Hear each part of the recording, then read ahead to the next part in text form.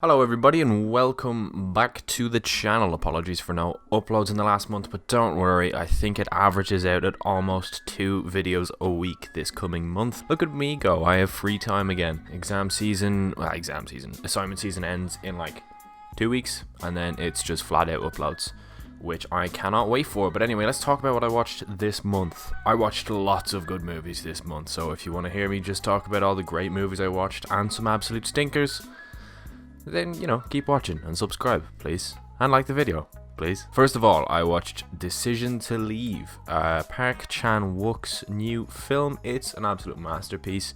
It's a thriller where a policeman falls in love with his suspect, but he's married. It's a Park Chan-wook movie, so it's gonna kind of, mess with your head. It looks incredible, the acting is incredible, the editing is really good. It's one of the best movies of the year. It's one of the best thrillers of the year. It's between that and The Batman, and I'm not sure which one I prefer, but I think I actually might prefer Decision to Leave. I'm not messing. Decision to Leave is that good. And I love The Batman. And yeah, if you're into your Korean cinema like I am, you gotta watch this movie. If you like Park Chan-wook, you gotta like this movie. It's a must-watch. Then I watched Battle Royale, and then I watched Harry Potter and the Order of the Phoenix, Harry Potter and the Deathly Hallows Part 1, Harry Potter and the Deathly Hallows Part 2, Crouching Tiger, Hidden Dragon, and then I watched Lightyear, yes, a 2022 release.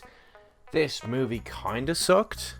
Like, it didn't suck, but it kinda did. I really liked Socks. I feel like that's the common consensus. Socks makes this movie worthwhile. Love Socks. The movie itself is very generic. It's like a poor imitation of what it's trying to replicate. Obviously, with a Lightyear spin-off, you're expecting it to be, Star Wars inspired amongst other things, and it's not even that fun. And any of the real fun comes from Socks. Socks is good. I like Socks. I then watched Clue, and then I watched Akira, which is an absolute life-changing masterpiece. It is an animated movie from Japan. I have not seen anywhere near enough anime, to be honest. I don't really watch anime, but I really should. And I thought I'd give Akira a go. And it's a lot. It's very heavy. There's a lot to unpack. It definitely will require a second watch for me to kind of get everything. But this movie is complete masterpiece. It's one of the coolest movies I've ever seen. It's on Netflix, so if you are open to anime and if you are open to watching a movie, I personally watched it in Japanese with English subtitles. But, you could watch it dubbed if that's more your thing. I'm almost certain that option is there. Actually, no, I do know that it's there on Netflix. Give Akira a watch. It is absolutely incredible. I can't get into it without spoiling it, but also without doing it a disservice, because there's so much to unpack with this movie. But as I said, it's honestly a life-changing experience. This movie is fucking huge. It's a monumental movie for 1988 as well, when you consider how amazing the animation is. I then watched All Quiet on the Western Front. Honestly, one of the best war movies I've ever seen. And that's one of my favorite subgenres, war movies. It's one of the most harrowing war movies I've ever seen. I still haven't seen Come and See. I would expect Come and See is a bit more than this, or maybe it's a lot more than this, I don't know. But I found this very harrowing. I found it deeply disturbing and upsetting. There's so many scenes in this that are really disturbing. Even just a small one, and this doesn't spoil anything, but just a small one when the lead character gets his army uniform and it's got the name tag of the last guy who had it before they died, and he asks, "Oh, what's this about?" And they were like, "Oh, it obviously just didn't fit him." Fuck. But there's some much more disturbing stuff later on that I don't want to spoil. Again, it's a German movie. It's on Netflix.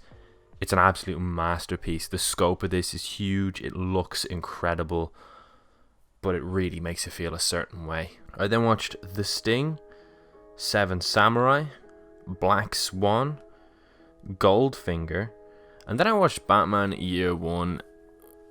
And Batman Year One as a comic is a comic that I enjoyed, but I didn't really think this is one of the greatest things I've ever read.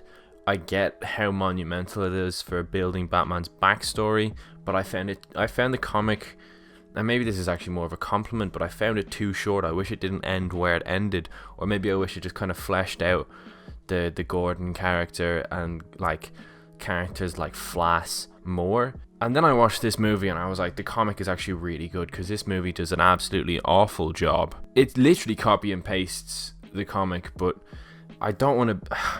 I feel mean saying this, but like, Ben McKenzie, you are not Batman. I know this is really harsh, but obviously rest in peace Kevin Conroy. I actually will be talking about it. Well, I watched a Kevin Conroy movie as well. With Kevin Conroy, you listen to him and you think, that is the voice of Batman and that is the voice of Bruce Wayne. It just fits the character and the animation so perfectly. Ben McKenzie does not. It just isn't Batman's voice. So I don't know what the casting was there. Bryan Cranston as Commissioner Gordon. That is a very good choice, especially because Commissioner Gordon is far more central to this story than you might think heading into it. So to have Bryan Cranston voicing him was a great decision. But Ben McKenzie, no. And this movie, it does such a poor job at fleshing out Gotham, because Gotham looks so cool in Batman Year One, and yet in the movie, no, they didn't translate it well at all. Not at all. I then watched Batman Mystery of the Batwoman, Diamonds Are Forever, which fucking sucks, Erin Brockovich, The Living Daylights, and then I watched Uncle Boone Me, Who Can Recall His Past Lives. I watched that for college. This is a Palme d'Or winner, and oh my god, do I not understand that decision. I did not like this movie, and that was the common consensus in the screening. I don't know anyone who like enjoyed it. I heard one or two people who had a fair few positive things to say, and my only positive really is that it looks really good, and the first 20 minutes had me interested, I suppose. But it's a 2-hour movie that feels like a 4-hour movie, and I get that's the point, and sometimes that works for building the atmosphere, but by the end I was begging for this to be over. And if I were to hazard a guess, I did count heads at the end, I would say there was probably up to 30 people in the screening at the start. There was 9 people left by the end.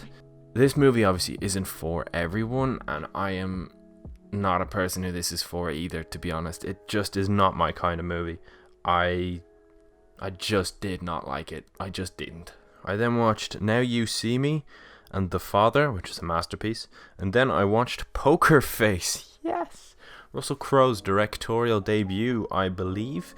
And listen, if you want to know anything about this movie, Russell Crowe and Liam Hemsworth are apparently the same age in this movie, and Liam Hemsworth's character is an alcoholic, and you know, he looks like Liam Hemsworth with slightly grey hair, like ever so slightly grey hair, and Russell Crowe looks like Russell Crowe. Yeah, this movie is a really poor, cliched, boring, lazy movie. It sucks, it does, which is a shame, because I like Russell Crowe. I even like some of his recent work. The Nice Guys is one of my favourite comedies ever, and I really liked him in it. But I must be honest, this movie just sucks. It's just a really bad movie. I said on my Letterboxd review, this feels like when a kid, their dad lets them watch like Casino Royale and Scarface, and then he has to write a short story in school. This is literally what they would come up with. The dialogue is like as if a 12-year-old wrote it. It's so cliched and by the books and boring and just predictable. I don't want to just shit on this movie, but like it does suck.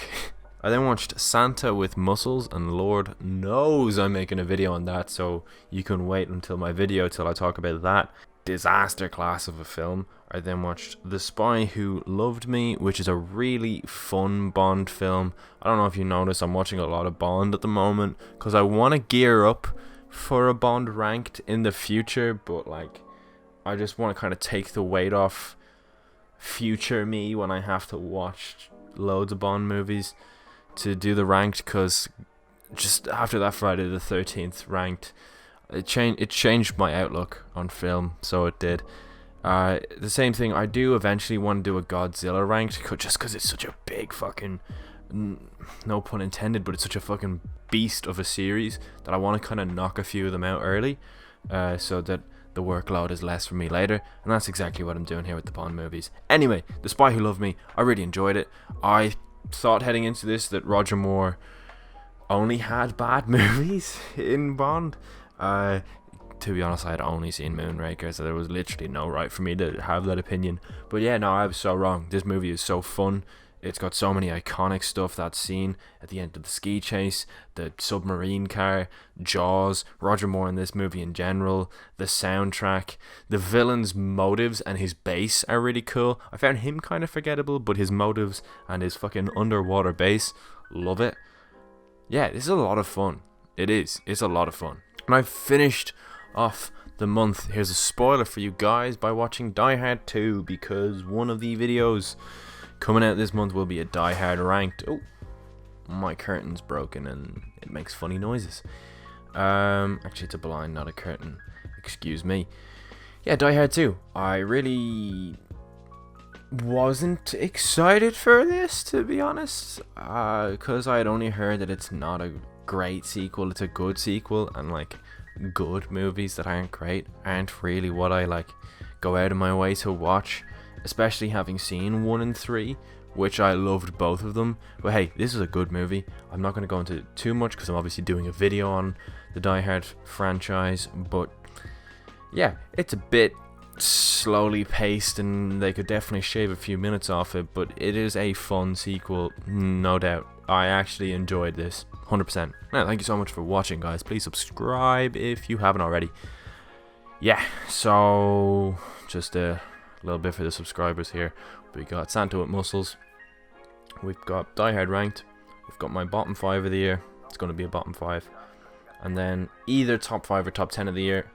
Just like last year, I have a fair few movies I need to plow through in December before I make that call.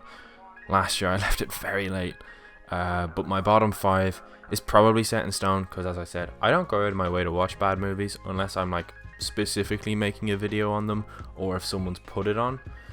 So yeah, I don't really imagine I'll watch any more movies from 2022 that will make my bottom 5, so I will probably have that out sooner than I did last year. Alright, thank you so much for watching, and yeah, I will see you soon with one of those videos that I talked about. I think Santa with Muscles is next, but it could be Die Hard.